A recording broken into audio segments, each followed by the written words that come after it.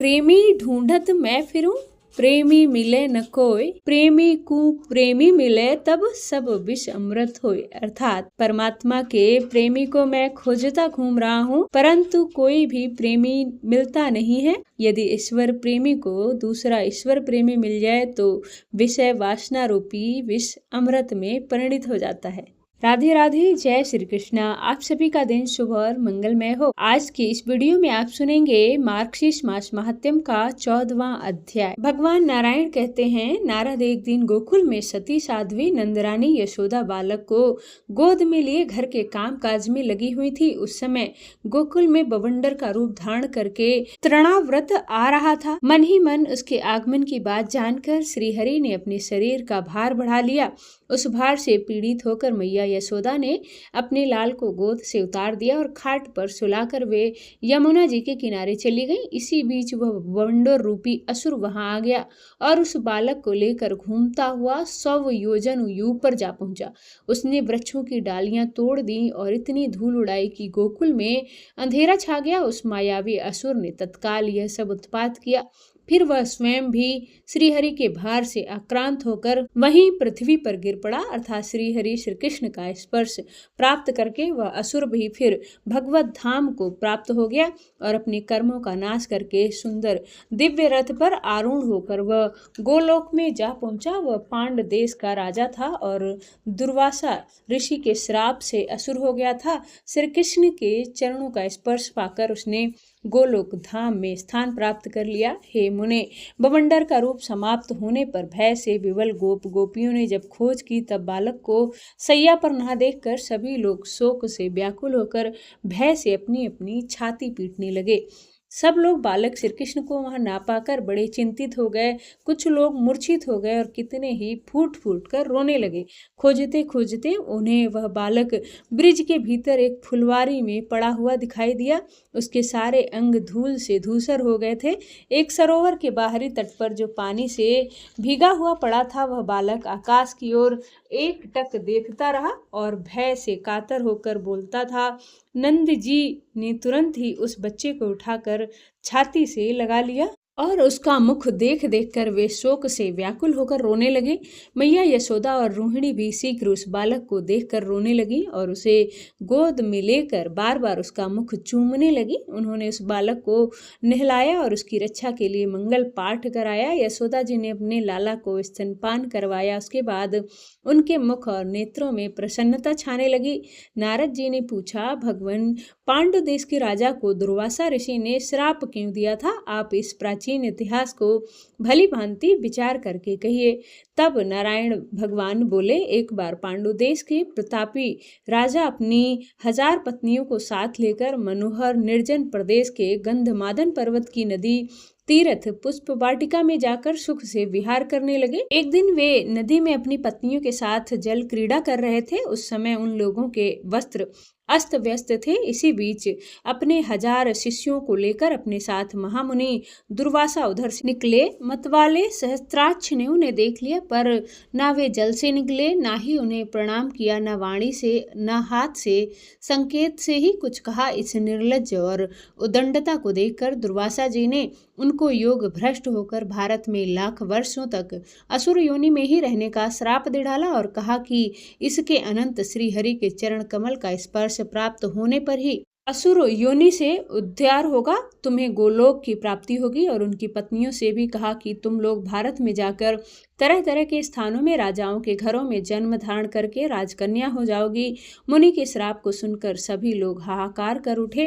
राजा सहस्त्राक्ष की पत्नियां करुण विलाप करने लगी। अंत में राजा ने एक बड़े अग्निकुंड का निर्माण किया और उसमें श्री हरि के चरण कमलों का अपने हृदय में चिंतन करते हुए वे अपनी पत्नियों सहित उसमें प्रवेश कर गए। इस प्रकार वे राजा सहस्त्राक्ष तृणावत असुर होने के बाद श्री हरि का स्पर्श पाकर उनके ही परम धाम में चले गए और उनकी रानियों ने भारतवर्ष में मनोवांछित जन्म ग्रहण किया। इस तरह श्री हरि का यह सारा उत्तम महात्म कहा गया है। साथ ही मुनिवर दुर्वासा के श्राप वश असुर योनि में पड़े हुए पांडु नरेश के उद्धार का प्रसंग भी सुनाया गया।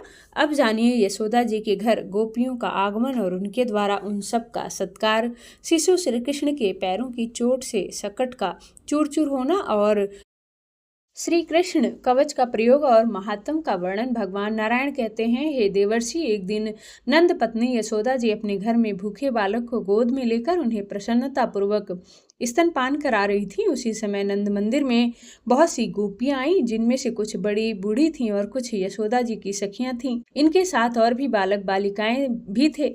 उस दिन नंद जी के यहाँ अधिक कर्म का संपादन हुआ था। उसी अवसर पर गोपियों को अपनी ओर आता हुआ देखकर यशोदा जी ने अपने बालक श्री कृष्ण को, जिसका कि अभी पेट भरा भी नहीं था, शीघ्र सैया पर सुला दिया और स्वयं उठकर प्रसन्नता पूर्वक उन सभी को प्रणाम किया। इतना ही नहीं, बड़ी प्रसन्न हुई गोपी यशोदा ने उन सबको तेल, सिंदूर, पान, मिष्ठान, वस्त्र और आभूषण भी दिए। इसी बीच में माया के स्वामी भगवान कृष्ण माया से भूखे बनकर अपने दोनों पैर के ऊपर फेंक फेंक कर रोने लगे, जैसे कि अक्सर नन्हे शिशु किया करते हैं। मुनि उनके पास ही गोरस के मटकों से भरा हुआ छकड़ा रखा हुआ था। कृष्ण का एक पैर उससे जा लगा। विश्वंभर के पैर का आघात लगने से वह छकड़ा चूर चूर होकर टूट गया। उस छकड़े के टुकड़े टुकड़े हो गए। उस छकड़े का टूटा हुआ काठ वहीं बिखर गया। छकड़ा भरा हुआ था दही, दूध, माखन, घी और शहद से। धरती पर गिरकर वह बहता चला जा रहा था। यह आश्चर्य देखकर भय से व्याकुल हुई गोपियां उस बालक के पास दौड़ी आईं। उन्होंने देखा कि छकड़ा तो टूट चुका है और बालक उसकी बिखरी हुई लकड़ियों के अंदर दबा हुआ है। टूटे फूटे मटकों का समूह और बहुत सा गोरस अर्थात दूध, दही, घी, माखन भी वहां पर गिरा हुआ दिखाई दे रहा है। लकड़ियों को दूर फेंक कर भय से व्याकुल हुई यशोदा जी ने अपने नन्हे से बालक को गोद में उठा लिया। योग माया की कृपा से उस बालक के सारे अंग सुरक्षित थे। उसे कुछ भी नहीं हुआ था, बस वह तो भूख से व्याकुल हो रहा था। यशोदा जी ने अब अपने नन्हे से बालक को स्तनपान कराया और स्वयं उस घटना से डरकर फूट फूट कर रोने लगी।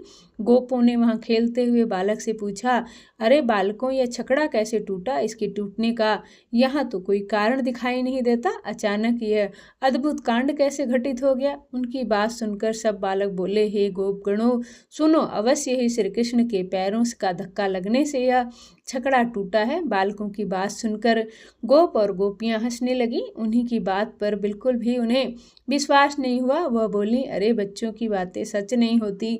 परंतु ही श्रेष्ठ ब्राह्मण वहां आए और उन्होंने इस बालक की रक्षा के लिए स्वस्ति वाचन किया। एक ब्राह्मण ने शिशु के शरीर पर हाथ रखकर कवच पढ़ा कि हे विप्र, वह समस्त शुभ लक्षणों से युक्त कवच अब मैं तुम्हें बता रहा हूँ। यह वही कवच है जिसे पूर्व काल में श्री कृष्ण के नाभि कमल पर विराजमान ब्रह्मा जी को भगवती योग माया ने दिया था। उस समय जल में शयन करने वाले त्रिलोकीनाथ विष्णु जल के भीतर गहरी नींद में ले रहे थे। ब्रह्मा जी ने मधु कटप के भय से डरकर योग निद्रा की स्तुति कर रहे थे। उसी अवसर पर योग निद्रा ने उन्हें इस कवच का उपदेश दिया था कि योग निद्रा बोली, हे ब्राह्मण, तुम अपना भय दूर करो। जगतपते जहाँ श्री हरि विराजमान है और मैं मौजूद हूँ, वहाँ तुम्हें भय किस बात का? तुम यहाँ सुखपूर्वक रहो। श्री हरि तुम्हारे मुख की रक्षा करें, मधुसूदन मस्तक की, श्री कृष्ण दोनों नेत्रों की और राधिका पति नासिका की रक्षा करें। माधव दोनों कानों की, कंठ की और कपाल की रक्षा करें। कपोल की, गोविंद और केशव की, स्वयं केशव रक्षा करें। ऋषिकेश अधरों की, गदा ग्रज दंत पंक्ति की, रावर रचना की और भगवान बामन तालु की रक्षा करें। मुकुंद तुम्हारे वक्ष स्थल की रक्षा करें। दैत्य सघन उदर का पालन करे। जनार्दन नाभिक की और विष्णु तुम्हारी ठोड़ी की रक्षा करें। पुरुषोत्तम तुम्हारे दोनों नितंबों की और गुहा भाग की रक्षा करें। भगवान जांघ की, ईश्वर तुम्हारे घुटनों की रक्षा करें। नरसिंह सर्वत्र संकट में दोनों हाथों की और कमलों देव वरा तुम्हारे दोनों चरणों की रक्षा करें। ऊपर नारायण और नीचे कमलापति तुम्हारी रक्षा करें। पूर्व दिशा में गोपाल तुम्हारा पालन करें। अग्नि कोण में 10 मुख हंता श्री राम तुम्हारी रक्षा करें। दक्षिण दिशा में वनमाली, रतन कोण में वैकुंठ और पश्चिम दिशा में सत पुरुषों की रक्षा करने वाले स्वयं वासुदेव तुम्हारा पालन करें। वायव्य कोण में विष्टश्रवा श्री श्री हरि उत्तर दिशा में कमलासन ब्रह्मा अपने तेज से सदा तुम्हारी रक्षा करें। ईशान कोण में श्री ईश्वर रक्षा करें। शत्रु जीत सर्वत्र पालन करें। जल थल और आकाश में तथा निद्रा अवस्था में श्री रघुनाथ जी रक्षा करें। हे ब्राह्मण, इस प्रकार परम अद्भुत कवच का वर्णन किया गया। पूर्व काल में मेरे स्मरण करने पर भगवान श्री कृष्ण ने कृपा पूर्वक मुझे इसका उपदेश दिया था। शुंभ के साथ जब निर्लज घोर और दारुण संग्राम चल रहा था, उस समय आकाश में खड़े होकर मैंने इस कवच की प्राप्ति मात्र से तत्काल उसे पराजित कर दिया। इस कवच के प्रभाव से शुंभ धरती पर गिरा और मर गया।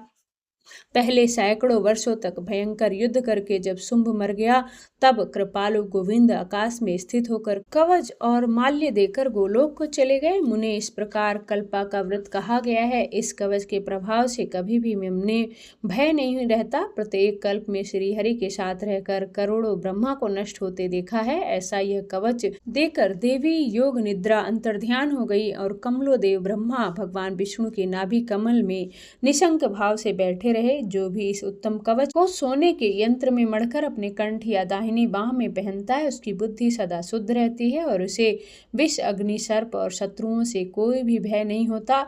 जल थर और अंतरिक्ष में निद्रावस्था में भगवान सदा उसकी रक्षा करते हैं। ब्राह्मण ने नंद शिशु के कंठ में वही कवच बांध दिया। इस प्रकार साक्षात श्री हरि ने अपना ही कवच अपने ही कंठ में धारण कर लिया। मुनि, श्री हरि इस कवच का संपूर्ण प्रभाव बताया गया है। भगवान अनंत है, वे अपनी महिमा से कभी अपने भक्तों को च्युत नहीं करते। उनके प्रभाव की कहीं कोई तुलना नहीं है। हरे कृष्णा। आज का अध्याय बस इतना ही। आगे की कथा आप कल के अध्याय में सुनिए। अब सुनिए श्री कृष्ण चालीसा पाठ। वंशी शोभित कर मधुर नील जलध तन श्याम, अरुण अधर जन बिंब फल नयन कमल अभिराम, पूर्ण इंद्र अरविंद मुख पीतांबर शुभ साज, जय मनमोहन मदन छवि कृष्ण चंद्र महाराज। जय यदुवंदन जय जगवंदन, जय वसुदेव देवकी नंदन, जय यशोदा सुत नंद दुलारे, जय प्रभु भक्तन के द्रग तारे, जय नटनागर नागन थैया, कृष्ण कन्हैया धेनु चरैया, पुनि नख पर प्रभु गिरिवर धारो, आओ दीनन कष्ट निवारो, वंशी मधुर अधीर धर टेरो, होवे पूर्ण विनय हमेरो, आओ हरि पुनि माखन चाको, आज लाज भारत की राको, गोल कपोल चिबुक अरुणारे, मृद मुस्कान मोहिनी डारे, राजत राजीव नयन विशाला, मोर मुकुट वैजंती माला, कुंडल स्वर्ण पीठ पत आछे, काटी किंकणी काछनी काछे, नील जलज सुंदर तन सोहे, छवि लखी सुर नर मुनि मन मोहे, मस्तक तिलक अकल घुंघराले, आओ कृष्ण बांसुरी वाले, करि पै पान पुतन ही तारियो, अका बका कागा सुर मारियो, मधुबन जलत अगिन जब ज्वाला, भय शीतल लखत ही नंदलाला, सुरपति जब ब्रज चढ़ियो रिसाई, मूसरधार वारी बरसाई, लगत लगत व्रज चहन बहायो, गोवर्धन नखधारी बचायो, लखी यशुदामन ब्रह्म अधिकाई, मुख मह 14 भवन दिखाई, दुष्ट कंस अति उधम मचायो, कोटि कमल जब फूल मंगायो, नाथ कला यही तुम तब लीनो, चरण चिन्ह दे निर्भय कीनो, कर गोपिन संग रास विलासा, सबकी पूर्ण करिया विलासा, केतिक महा असुर संहारियो, कंसई केस पकड़ी दे मारियो, मात पिता की बंदी छुड़ाई, उग्रसेन कहाँ राज दिलाई, मई से मृतक छहो सुतलायो, मातु देव की शोक मिटायो, भौमासुर मुर दैत्य संहारी, लाए सट 10 सहस कुमारी, दै भीमहि तृण चीर सहारा, जरा सिंधु राक्षस कहाँ मारा, असुर बकासुर आदिक मारियो, भक्तन के दब कष्ट निवारियो, दीन सुदामा के दुख टारियो, तंदुल 3 मुठ मुख डारियो, प्रेम के साग विदुर घर मांगे, दुर्योधन के मेवा त्यागे, लखी प्रेम की महिमा भारी, ऐसे श्याम दीन हितकारी, भारत के पारथ रतहा के लिए चक्र नहीं बल था के, निज गीता के ज्ञान सुनाए, भक्तन हृदय सुधा बरसाए, मीरा थी ऐसी मतवाली, विष पी गई बजा कर ताली, राणा भेजा साप पिटारा, साली ग्राम बने बनवारी, निज माया तुम विधि दिखायो, उड़ते संशय सकल मिटायो, तब सत्य निंदा करि तत्काला, जीवन मुक्त भयो सुसुपाला, जब ही द्रौपदी टेर लगाई, दीनानाथ लाज अब जाई, तुरही बसन बने नंदलाला, बढ़े चीर भय अरिमुख काला, अस अनाथ के नाथ कन्हैया, डूबत भंवर बचावत नैया। सुंदर दास आस उर्धारी, दया दृष्टि की जय बनवारी। नाथ सकल मम कुमति निवारो, क्षमो बेगी अपराध हमारो। खोलो पट अब दर्शन दीजो, बोलो कृष्ण कन्हैया की जय।